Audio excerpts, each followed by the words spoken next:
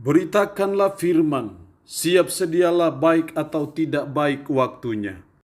Shalom, puji Tuhan, kasih karunia Tuhan saja menghantar kita boleh ada lagi dalam renungan harian di hari ini.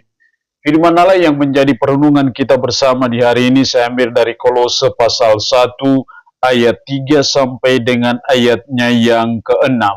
Demikian sabda firman-Nya, kami selalu mengucap syukur kepada Allah Bapa Tuhan kita Yesus Kristus setiap kali kami berdoa untuk kamu.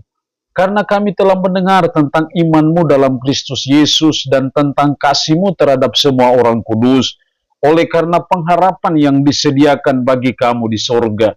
Tentang pengharapan itu telah lebih dahulu kamu dengar dalam firman kebenaran, yaitu Injil, yang sudah sampai kepada kamu.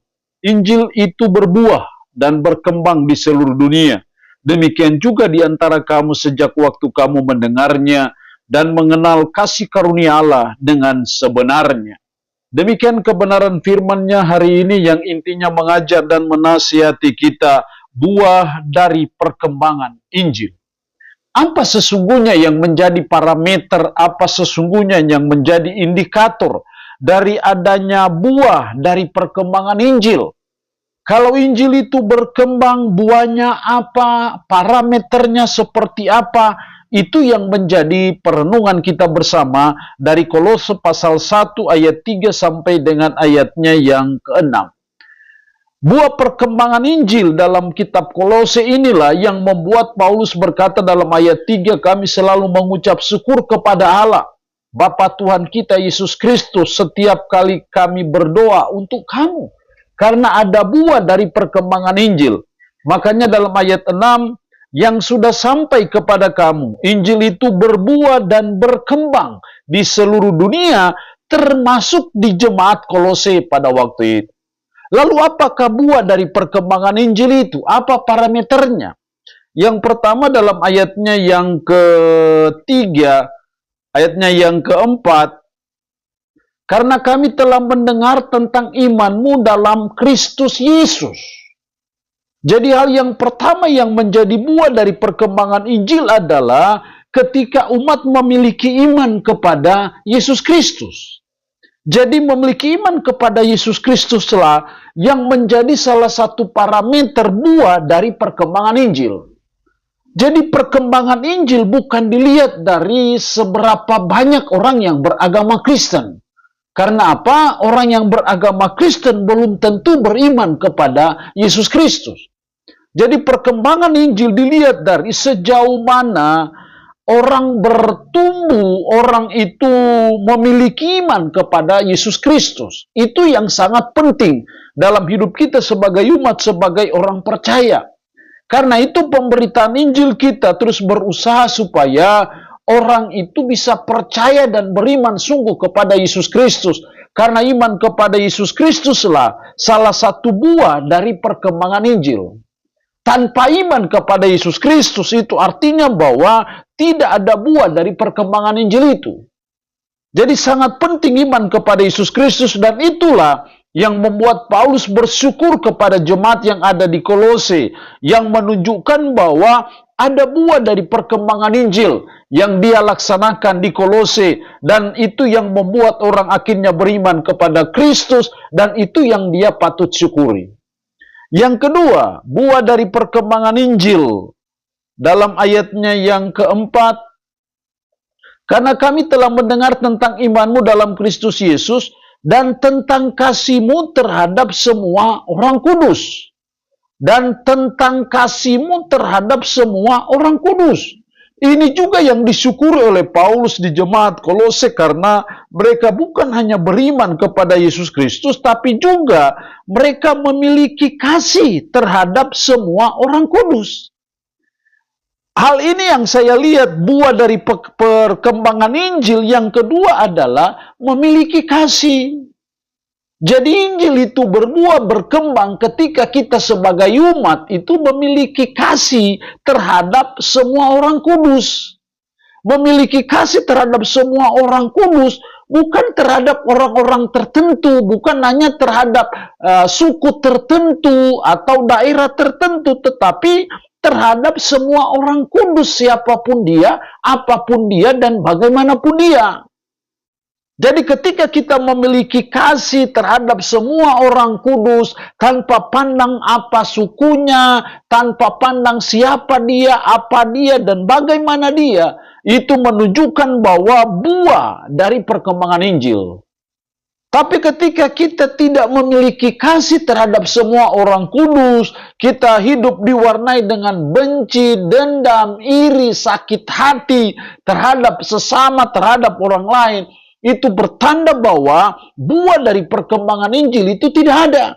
Atau dengan kata lain itu Injil tidak berkembang di situ. Tapi ketika kita sebagai umat, sebagai orang percaya, kita memiliki kasih terhadap semua orang kudus, itu salah satu parameter dari buah, dari perkembangan Injil. Itu menunjukkan bahwa Injil itu berkembang, berbuah. Jadi mari kita belajar dan berusaha supaya kita memiliki kasih terhadap semua orang, siapapun dia dan apapun dia. Karena ketika kita memiliki kasih terhadap semua orang kudus, itu pertanda buah dari perkembangan Injil. Ada buah yang menunjukkan perkembangan Injil di tempat itu. Jadi kalau suatu daerah mengalami perkembangan Injil, salah satu parameternya yang dilihat adalah sejauh mana kasihnya terhadap semua orang kudus. Kita belajar sebagai umat, sebagai orang percaya supaya kasih itu sungguh-sungguh nyata dalam hidup kita. Kasih itu bukan untuk diwacanakan, bukan untuk diretorikakan, bukan untuk disemboyankan semata. Tapi kasih itu harus sungguh-sungguh real, nyata dalam hidup kita sehari-hari terhadap semua orang kudus, siapapun dia dan apapun dia. Ketika kita punya kasih seperti itu, maka itulah buah dari perkembangan Injil. Yang ketiga, buah dari perkembangan Injil dalam ayat 5, oleh karena pengharapan yang disediakan bagi kamu di surga. Tentang pengharapan itu telah lebih dahulu kamu dengar dalam firman kebenaran, yaitu Injil. Hal yang ketiga, buah dari perkembangan Injil adalah memiliki pengharapan. Jadi iman, kasih, dan pengharapan itu adalah buah dari perkembangan Injil. Ketika kita memiliki suatu pengharapan akan kekekalan, pengharapan akan kedatangan Kristus yang kedua kali, pengharapan bahwa ada surga, ada Yerusalem baru, pengharapan bahwa setelah kematian ada kehidupan kekal yang Kristus sudah siapkan bagi saudara dan saya, pengharapan bahwa kata Yesus, jangan kecut dan jangan tawar hatimu sebab aku pergi ke sana untuk menyediakan tempat bagimu. Dan setelah saya menyediakan tempat bagimu, aku akan kembali untuk menjemput kamu. Supaya dimanapun aku berada, di situ pun kamu berada. Itu pengharapan kita. Dan ketika kita memiliki pengharapan, itu buah dari perkembangan Injil. Tidak memiliki pengharapan, itu berarti tidak ada buah dari perkembangan Injil itu. Jadi kita belajar sebagai umat, sebagai orang percaya supaya kita memiliki suatu pengharapan akan kedatangan Kristus yang kedua kali, ataupun tentang di balik kematian ada surga yang menunggu, hidup yang kekal yang dijanjikan Kristus bagi saudara dan saya. Hendaknya itu terus ada dalam hidup kita sebagai umat, karena itu buah dari perkembangan Injil. Allah yang punya firman ini memberkati kita dengan firman-Nya di hari ini. Amin. Mari kita berdoa. Puji syukur untuk kebenaran firman-Mu hari ini, yang boleh mengajar dan menasihati kami akan buah dari perkembangan Injil. Memiliki iman, memiliki kasih, dan memiliki pengharapan. Itu adalah buah dari perkembangan Injil. Karena itu ajar kami untuk terus-menerus berusaha, supaya kami sungguh-sungguh memiliki iman, kasih, dan pengharapan itu dalam hidup kami sehari-hari. Hamba mohon berkat bagi umat-Mu yang mendengarkan renungan harian di hari ini. Yang sakit hamba berdoa dalam nama Yesus. Tuhan lawat, jamah, dan sembuhkan dari sakit penyakit yang diderita. Terpuji-pujilah nama-Mu. Dalam nama Tuhan Yesus Kristus kami berdoa. Amin. Shalom. Tuhan Yesus memberkati kita dengan firman-Nya di hari ini.